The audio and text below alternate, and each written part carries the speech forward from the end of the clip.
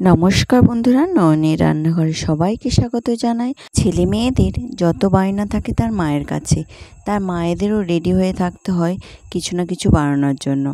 আজ আমি বানাতে চলেছি আলু দিয়ে একটা মজাদার রেসিপি, যেটা ছোট থেকে বড় সবার খুবই পছন্দের। তাই আমরা এখানে কতগুলো আলু নিয়ে নিয়েছি এবং কলাটাকে ভালো করে ছাড়িয়ে নিয়েছি।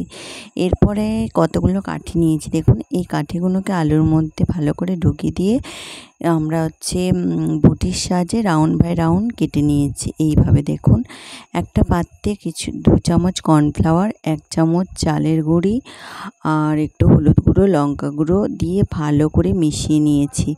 আমি একটু স্বাদের জন্য দিয়েছি ম্যাগি মশলা। ভালো করে দেখুন, খুব গাঢ়ও না খুব পাতলাও না, এইভাবে ব্যাটারটাকে তৈরি করে নিয়েছি এবং একটা একটা আলুর সেই স্প্রিংগুলোকে আমরা তার মধ্যে ভালো করে ডুবিয়ে দিয়েছি। এরপর কড়াতে সাদা তেল দিয়ে দিয়েছি, তেলটা আমাদের গরম হয়ে গেছে এবং একটা একটা আলুর সেই ফ্রাইটাকে ছেড়ে নিয়েছি। উল্টে পাল্টে আমরা লাল লাল করে ভেজে তুলে নিয়েছি। দেখুন আমাদের এখানে রেডি হয়ে আছে পটাটো ফ্রাই।